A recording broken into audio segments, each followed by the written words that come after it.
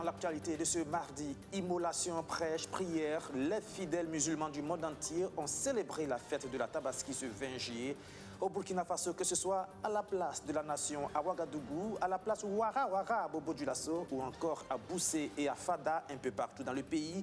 On a prié pour la paix, la sécurité et la cohésion sociale. Et puis, ils sont 12 hommes et 8 femmes. La 46e promotion de l'École nationale de la Poste est fin prête. 20 nouveaux agents sur lesquels la Poste Burkina pourra sans doute compter dans sa quête d'être à la hauteur des défis du moment, notamment résister à la forte concurrence des technologies de la communication et de l'information perpétuellement en évolution. Bonsoir et bienvenue. Nous ouvrons ce journal avec cette information, cette tentative d'assassinat. Les faits se sont produits en début de matinée. Ce mardi, le président malien a échappé à une attaque au couteau. Assimi Goïta a failli être poignardé dans le dos alors qu'il participait à une prière à la grande mosquée de Bamako dans le cadre de la célébration de la fête de la Tabaski. Peu de détails ont filtré pour l'instant sur les circonstances précises de cet événement. Nous y reviendrons dans nos prochaines éditions. Célébration de la Tabaski dans un climat beaucoup plus calme et serein à Ouagadougou, à la place de la nation. Eh bien, les fidèles musulmans ont prié pour la sécurité, la paix et la cohésion sociale, le tout dans le respect des rites sacrificiels. Arsène Koditamte.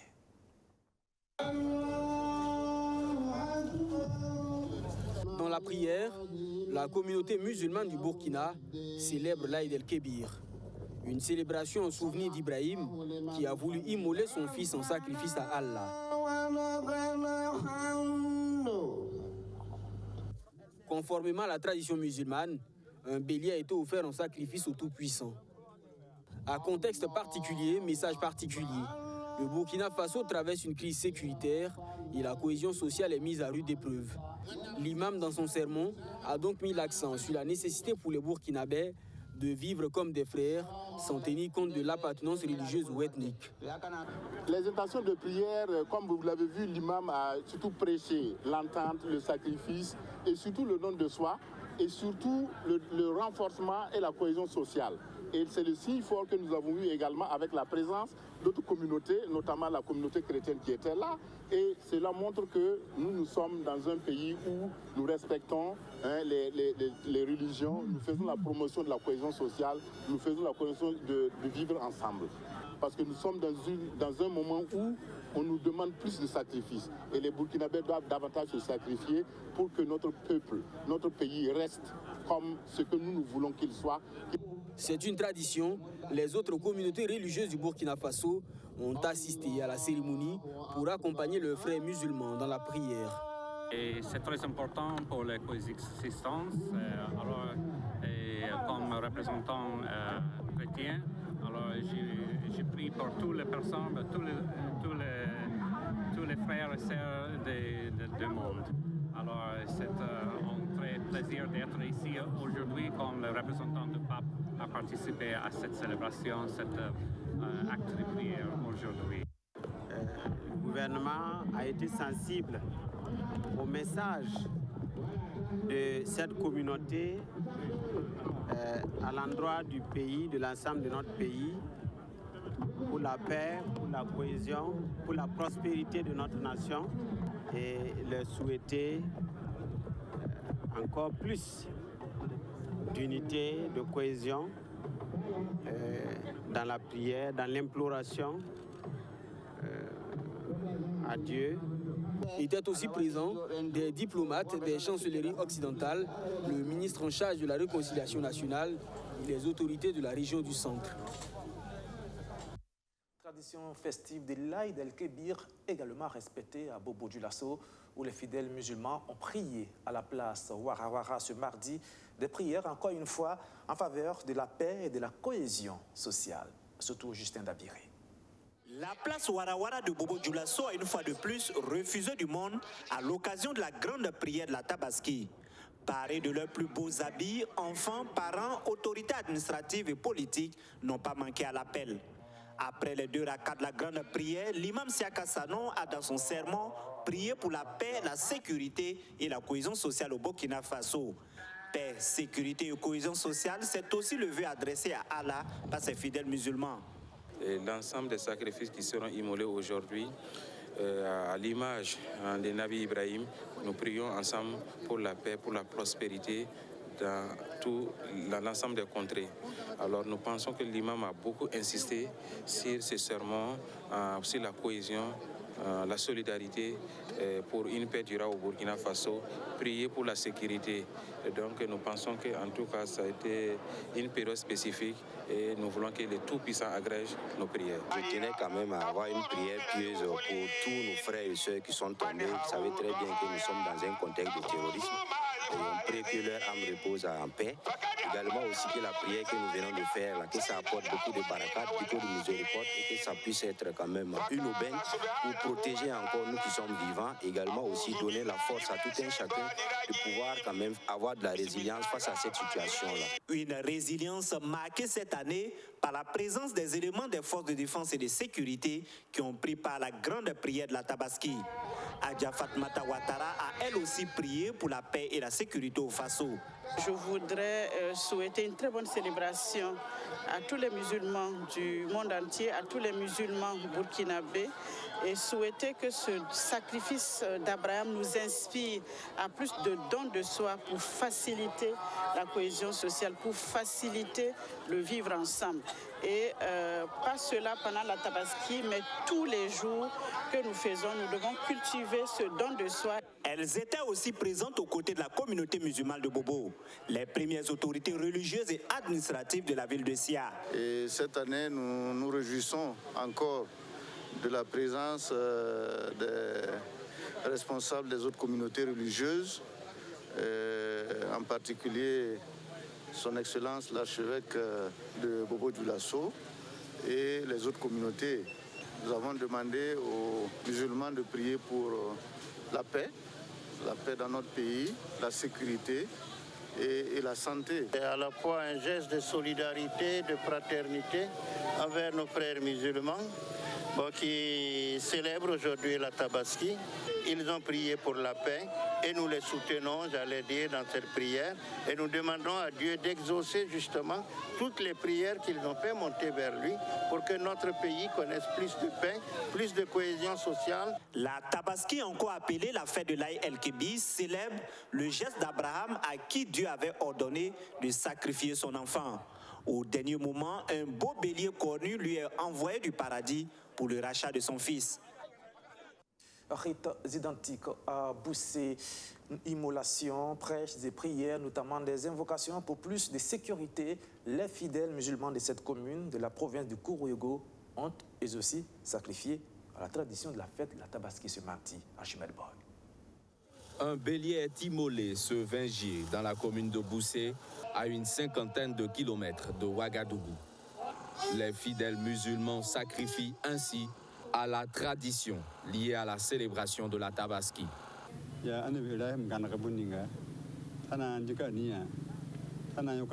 Cette célébration est d'une grande importance. Elle nous rappelle le sacrifice d'Abraham, quand il a voulu offrir son fils Ismaël en sacrifice à Dieu. Dieu lui a donné un bélier en lieu et place de son fils. Tout musulman est invité aussi à sacrifier un bélier. Alpha Bari, fils de la localité, prend part à cette prière. Le ministre en charge des Affaires étrangères est venu communier avec ses frères. C'est une fête de communion, d'exaltation, d'invocation et de prière, donc, et de demande à Dieu donc, afin qu'il nous accorde les bienfaits donc, de l'islam et afin que Dieu aussi nous protège, nous donne la santé, nous donne la longévité et nous donne en tout cas tout ce qui nous permet de pouvoir vivre dignement au sein de notre communauté. Avec un contexte marqué par la crise sécuritaire dans le pays, les fidèles ont aussi prié pour le retour de la paix. À Fada, c'est l'imam Aboubakar Kina qui a dirigé la prière de l'Aïd el-Kébir à la place des martyrs aux fidèles musulmans, communautés chrétiennes, mais aussi autorités administratives et politiques se sont réunis.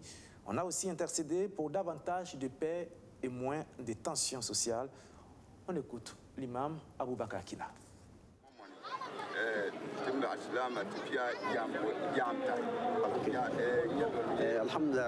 Donc aujourd'hui nous avons prié, nous avons fêté Eid el-Kabir, la fête donc du mouton communément qu'on l'appelle. Donc le grand imam, en tout cas louer le Seigneur et remercier le fait qu'il nous ait donné la santé et la longévité de pouvoir fêter donc cette fête.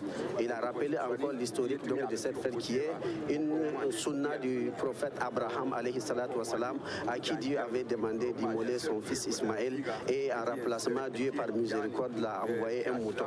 Donc c'est ce que nous perpétrons jusqu'au prophète Mohammed sallallahu alayhi wa sallam. Et aujourd'hui tous les musulmans donc fêtent la fête de Tabaski.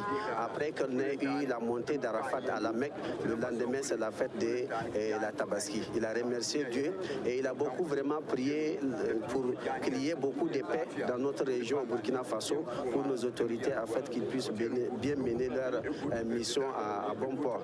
Il a encore salué le dialogue interreligieux, la cohésion sociale qu'il y a entre nous et les catholiques, parce qu'il y avait la présence de l'évêque et toute sa suite. Ils étaient là pour nous accompagner, pour nous aider également, monsieur le maire et toutes les autorités qui étaient présentes. Il a beaucoup imploré le Seigneur pour qu'il garde et protège le Burkina Faso, en l'occurrence la région de l'Est, et toutes nos FDS qui ne ménagent aucun effort pour assurer notre sécurité. Il a imploré Dieu pour qu'on ait une bonne pluie, pour que l'hivernage puisse vraiment être propice et prospère.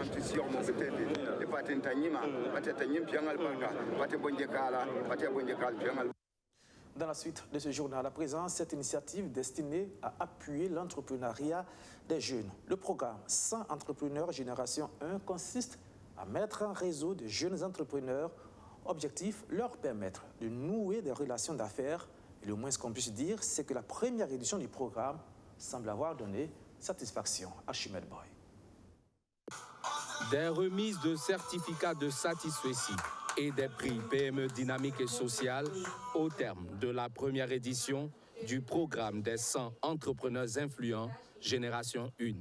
Une année durant, ces entrepreneurs mis en réseau ont été outillés pour réussir dans le monde des affaires. Initiée par l'association Afri-Business Club, cette première édition est une satisfaction pour la promotrice. On a pensé mettre comme ça, avec l'association Afri-Business Club et nos partenaires qui sont les structures d'accompagnement, un programme sur place très dynamique, vraiment très dynamique, pour pouvoir accompagner tous ces entrepreneurs-là à devenir au quotidien des influents, tant sur le personal branding, leur visibilité sur les réseaux sociaux, le marketing digital, l'éloquence, la qualité des produits, le packaging, le contact avec le client. C'est un tout pour pouvoir vraiment les accompagner à ceux qui n'abandonnent pas, surtout qu'ils progressent. Ces jeunes entrepreneurs ont bénéficié au cours de ce programme de l'appui conseil de la Maison de l'entreprise du Burkina. Et leur initiative montre que c'est mettre dans la main qu'ils pourront développer leur entreprise. Et nous, en tant que structure d'appui au secteur privé, c'est d'encourager de telles initiatives, de faire en sorte qu'entre eux-mêmes d'abord, ils puissent tisser un réseau fort pour constituer un marché sûr. Donc, en termes de conseil, c'est souhaiter qu'ils restent unis, que chacun serve de mentor ou de coach pour quelqu'un, donc une autre personne dans l'association, et qu'ils puissent en tout cas œuvrer davantage à promouvoir cette initiative que nous pensons doit faire tache d'huile et inspirer d'autres entrepreneurs. Ce programme veut former chaque année 100 entrepreneurs influents, et ce, sur 5 ans. Et déjà, les inscriptions ont débuté pour la mise en place de la deuxième génération. Malgré la pression exercée par les TIC et la forte concurrence qu'elle met, bien, la Poste Burkina résiste plutôt bien. Elle essaye de s'adapter, de relever les défis, et pour cela, elle peut bien compter sur la 46e promotion de l'École nationale de la Poste, en fin de formation, et prête à servir. Roméo Koïta. Depuis la suspension de l'exploitation du bois d'œuvre et des services en 2016 par le gouvernement burkinabé, l'exploitation frauduleuse a gagné du terrain. L'atelier de validation de la stratégie nationale et du plan d'action 2021-2023 de gestion durable des ressources en bois d'œuvre et bois services a pour objectif donc d'adopter un référentiel national de gestion de ces ressources forestières au Burkina Faso. 5 ans après cette suspension, il était essentiel de notre point de vue que nous puissions donc nous retrouver ensemble, les structures publiques de l'État et les acteurs donc du privé, les collectivités territoriales, afin de nous permettre de revoir un peu comment nous aurons organisé au mieux les filières bois d'œuvre, bois de service, comment même nous allons réfléchir pour la mise en place d'une industrie de bois d'œuvre et de bois de service adaptée au contexte socio-économique et écologique aussi de notre pays. Et enfin, de voir ensemble entre acteurs comment nous allons améliorer bien sûr la gouvernance de la gestion des ressources en bois de service et en bois d'œuvre. Le document de la stratégie nationale et le plan d'action 2021-2023 de gestion durable des ressources en bois d'œuvre et bois de service a été présenté aux participants au cours de cet atelier. D'abord la stratégie qui permet de présenter les visions, comme le SG l'a dit, la vision qu'on a par rapport à la gestion durable de ressources en bois d'œuvre et en bois de service, et les objectifs, les principaux axes que nous allons certainement mettre en œuvre. Ensuite, il y aura une communication sur le plan d'action qui va nous permettre effectivement d'opérationnaliser la stratégie qui a été élaborée. Et à l'issue seulement de ces deux communications, nous allons avoir un autre aspect qui va être de se doter d'une feuille de route pour voir comment, au sortir de cet atelier, quelles sont les grandes étapes que nous allons mettre en œuvre pour nous donner les chances d'avoir un peu la mise en œuvre de cette stratégie. La mise en œuvre de la stratégie nationale et du plan d'action de gestion du bois d'œuvre et du bois de service va permettre de disposer d'un référentiel national pour une gestion durable de ces ressources et de réduire les pratiques d'exploitation frauduleuse du bois d'œuvre. Vous l'aurez bien compris, il s'agissait plutôt d'un élément sur la validation de la stratégie nationale du plan d'action 2021-2023 de gestion durable des ressources en bois d'œuvre et en bois de service. Et toujours dans ce même registre, dans la ville nouvelle de Yenenga, ce sont environ 300 arbres qui ont été plantés pour respecter les exigences écologiques du projet, une initiative de reboisement pilotée par CGE Immobilier et le Lions Club, district 403 à 3. Plus de précisions, Justin Amonto. Conscient que l'arbre est un élément important pour l'environnement, les acteurs de CGE Immobilier, en collaboration avec l'association Lions Club District 403 à 3, effectuent ici un reboisement de 300 plants dans la ville nouvelle de Yenenga. Cette ville est née de la volonté du président directeur général de CGE Immobilier. Elle est située dans la commune rurale de Koubri, à environ 30 km de Ouagadougou. La ville nouvelle, dans sa conception et sa vision, accorde une importance capitale pour le végétal. Et à partir de là, nous avons identifié des espaces plus ou moins importants pour accueillir et héberger l'ensemble des espèces qu'il y a au Burkina Faso. Pour le gouverneur de Lions Club District 403 à 3, l'environnement figure parmi les 5 domaines d'intervention du club. Cette activité de plantation d'arbres dans la cité de Yenenga et la cité Baobab de CGE Immobilier va contribuer au bien-être de la population burkinabé. CGE veut offrir aux habitants de cette ville des cadres agréables, où il fait bon vivre, où on respire de l'air, comme on le dit. Donc les deux ensemble, c'est-à-dire les ambitions du Lions Club et les buts de notre association, mis ensemble avec ces objectifs de CGE, sont la raison de notre présence ce matin. Cette plantation qui constitue le lancement de nos activités qui vont durer le mois de juillet et de août. Donc pour ce lancement, nous avons planté 300 plants. Et comme bilan, nous sommes très heureux parce que les lions ont répondu massivement à l'appel. Et le parrain, le président des CGE Immobilier, qui est très enthousiaste aussi, a mis les moyens pour qu'on puisse planter les arbres dans de très bonnes conditions. Et cette année, on met l'accent sur l'entretien de l'arbre. Il ne s'agit pas de planter un arbre, il faut aussi l'entretenir. Donc nous mettons l'accent sur l'entretien des arbres. Un projet de 3000 logements initié par CGE Immobilier est en cours dans cette cité Baobab. Objectif, offrir des logements sociaux de qualité à la population burkinabé. Et nous poursuivons avec cette autre opération de reboisement, cette fois portée par le groupe AGE. Des arbres ont été mis en terre tout le long de la ceinture verte. Une manière pour cette entreprise de montrer son attachement à la lutte contre le réchauffement climatique. Abdelaziz Sarré. L'arbre, c'est l'oxygène et l'oxygène, c'est la vie. C'est en ces mots que le directeur général adjoint du groupe AGE justifie l'acte que pose son personnel sur la ceinture verte de Ouagadougou. Cette bande verte longue de 21 km bénéficie ce jour de centaines de plants mis en terre. À travers cette opération de plantation d'arbres, le groupe AGE entend apporter sa contribution à la lutte contre le réchauffement climatique en créant des écosystèmes pour permettre aux Ouagalais de vivre en harmonie et en symbiose avec l'espèce végétale. On remercie la commune de Ouagadougou, la mairie, qui nous a donné cette opportunité de participer à la plantation et à contribuer avec notre modeste contribution pour compléter la ceinture verte de Ouagadougou. C'est un grand projet, mais si chacun met sa main, on arrivera bientôt. Cet acte éco-citoyen est aussi pour le groupe AGE une manière de respecter ses engagements pris auprès des autorités communales pour la plantation de 400 arbres chaque année sur 1 hectare de la bande. Et dans la discipline et le respect des recommandations des eaux et forêts, il compte planter encore la totalité de ces 400 arbres cette année. L'année passée, on a pu planter 400 arbres aussi, de diverses variétés. On termine aujourd'hui avec 800 arbres au total. Tant qu'on a un jour de vie dans notre vie, on va planter, on ne va pas cesser de planter un arbre. Au-delà de la plantation d'arbres, le groupe AGE veut aussi réaliser des puits sur cet espace afin de permettre aux populations riveraines d'y exercer le maraîchage. Une initiative saluée par la municipalité de Ouagadougou.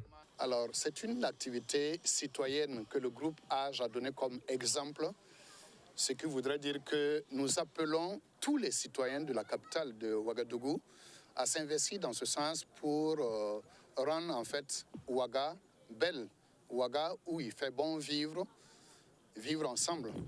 C'est cet appel que nous lançons à tous les citoyens de la commune de Ouagadougou. Colatier et caïcédra sont les différents plans mis en terre en cette journée de reboisement.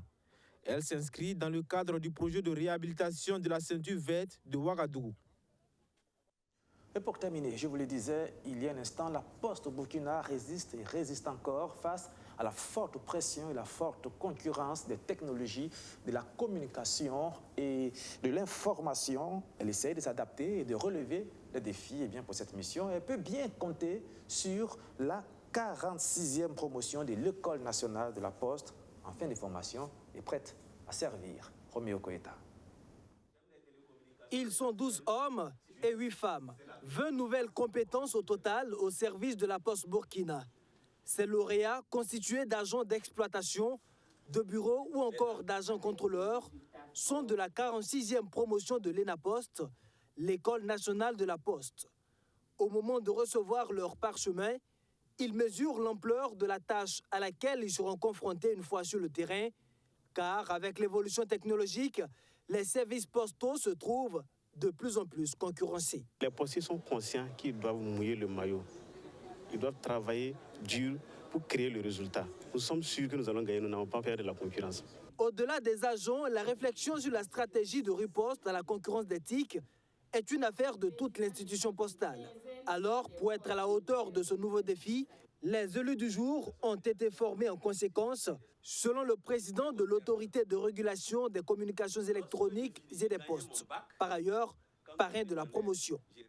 Ils interviennent dans un secteur assez concurrentiel, ils interviennent dans un domaine social et donc naturellement, la seule clé de voûte pour être au résultat, au rendez-vous, c'est d'avoir beaucoup d'écoute donc des acteurs, beaucoup d'écoute de l'environnement pour donc naturellement adapter ces actions qu'il faut donc entreprendre pour mieux servir ces différents acteurs. Depuis 3 ans maintenant, La Poste Burkina a entamé un processus de modernisation de ses services afin d'être en phase avec les défis du numérique. La ministre en charge des postes et de la transformation digitale réaffirme l'accompagnement de l'État afin que les services postaux soient à la hauteur des attentes des Burkinabés. Et c'est la fin de ce journal. Merci de l'avoir suivi et merci pour votre fidélité renouvelée encore une fois. Bonne fête la Tabaski à tous les fidèles musulmans. Rendez-vous demain donc à partir de 19h30. Au revoir. Bonsoir.